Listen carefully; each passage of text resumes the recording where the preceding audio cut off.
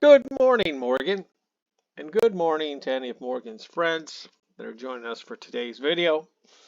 Today's going to be a long video, longer than usual, but we have to do it. There's no way around it. This is very important. You're probably going to have to watch this video 3 or 4 times. All right, now, so far, we've shown you how to go down in the navigation tree. And now, in the last video, we showed you how to go up in the navigation tree. Today, we're going to go sideways. So to start that out, let's take a look, and we're actually still going to use the old soup object, but we're going to use this, there's another beautiful soup object going to be sibling soup. And we're going to use that in the beginning of the lesson, but then we're going to shift back to the regular soup later. And with that, here we are. You've seen this before. We're creating the sibling soup, beautiful soup object. That's what it looks like. We run the code, and the yellow is what we get back, which is pretty much what you would expect. All right. And with that, we can start to dive into the manual code. With that, let's begin. The B tag and the C tag are at the same level. They're both direct children of the same tag. We call them siblings. When a document is pretty printed, siblings show up at the same indentation level. You can also use this relationship in the code you write. Okay, let's just verify that. Okay, where's the B tag? There's the B tag. Where's the C tag? There's the C tag. Okay. Then, oh, look, the A tag ends. So that's right. Do you see that? B and C are both under A. Okay? All right. Let's continue. .next underscore sibling and .previous underscore sibling. You can use .next underscore sibling and .previous underscore sibling to navigate between page elements that are on the same level of the parse tree. Sibling underscore soup. Okay, do you see how that works? Okay.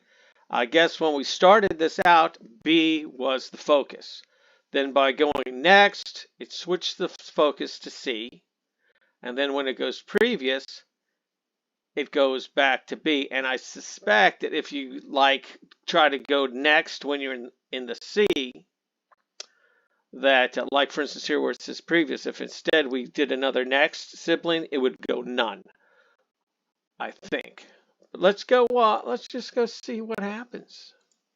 The B tag has a .next underscore sibling, but no .previous underscore sibling, because there's nothing before the B tag on the same level of the tree. For the same reason, the C tag has a .previous underscore sibling, but no .next underscore sibling. Okay, did you understand that? That's what we just kind of briefly talked about before we started to do this reading. Okay, and then if we go ahead and do what we were talking about, that's what you get. All right, let's move on. The strings text1 and text2 are not siblings because they don't have the same parent. They don't. Well, let's just go back and let's take a look at that. Okay, the B is the text 1 is under the B, and the text 2 is under the B.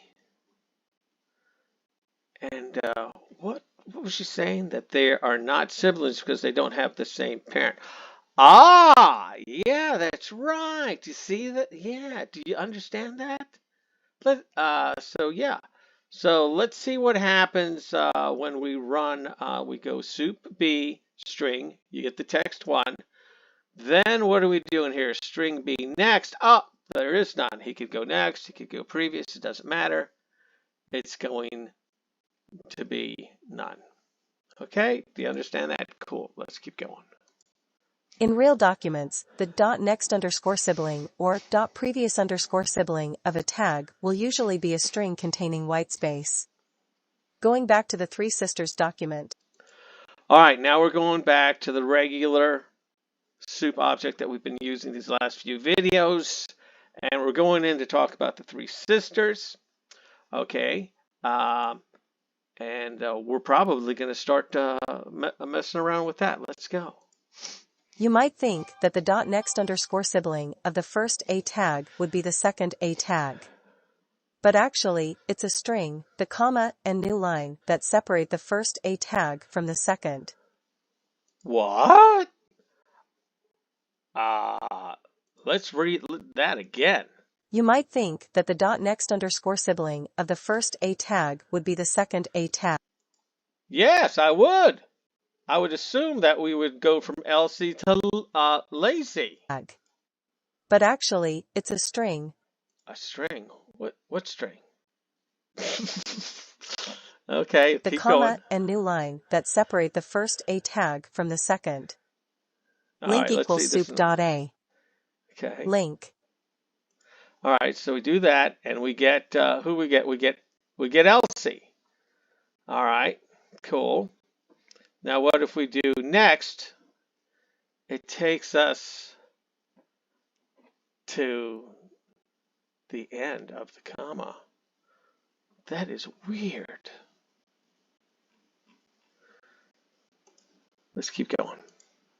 The second A tag is actually the dot next underscore sibling of the comma. Link dot. Huh. That's kind of kludgy if you ask me. Dot next underscore siblings and dot previous underscore siblings. You can iterate over a tag siblings with dot next underscore siblings or dot previous underscore siblings. For sibling in soup, dot a dot next underscore siblings. Print, repr, sibling. All right, so here we have a little bit of a code, a little loop. They'll loop through all the so-called siblings. All right, so we're at LC. What do we get? The N, then this, then this, then this, then this again, and then none. And when we run it in the computer, that's exactly what we get. Except it didn't print none. For some reason, it knew that it was the end. Okay, I guess Python is getting smarter. All right, and then we have another one. What are we doing here? Find link 3. Okay, so we're looping through, and what is it supposed to? Oh, is it because we start at the link 3, which is the end? Is that what's going on here? I hope so. All right, we have to keep going. Going back and forth. Take a look at the beginning of the Three Sisters document. HTML, head, title, the dorm. Okay, we know all about that. Okay. An HTML parser takes this string of characters and turns it into a series of events. Open an HTML tag, open a head tag, open a title tag, add a string, close the title tag, open a less than p tag, and so on. Beautiful Soup offers tools for reconstructing the initial parse of the document. Sounds complicated. Let's continue reading. Like I said, you're going to have to read over this again a couple times. Dot next underscore element and dot previous underscore element. The dot next underscore element attribute of a string or tag points to whatever was parsed immediately afterwards. It might be the same as dot next underscore sibling, but it's usually drastically different. Here's the final A tag in the Three Sisters document. Its dot next underscore sibling is a string, the conclusion of the sentence that was interrupted by the start of the A tag. Okay, here we go. Here are the commands. There's what we're expecting. That's what comes out. Now let me explain something to you right now. You're not going to really understand this until you actually start doing it.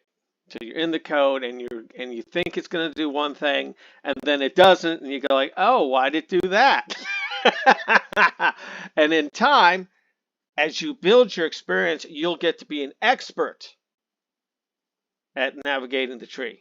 But for now, we're laying the groundwork for that, okay?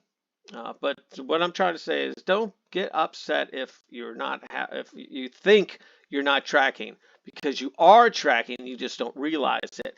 What'll happen is when you go out into the real world and you start working with this navigating the tree, it'll all come back and it'll all be reinforced. And then, of course, you can always go back at that point and look at the video again, and it'll make a lot more sense to you.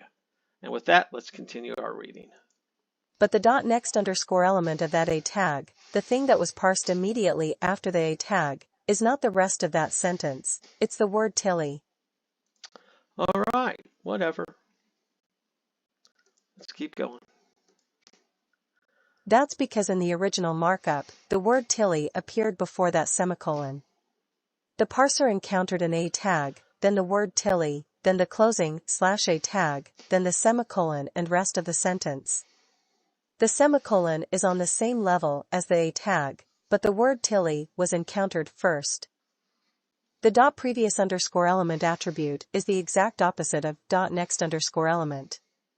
It points to whatever element was parsed immediately before this one. Like I said, it's okay if it's not making sense to you right now.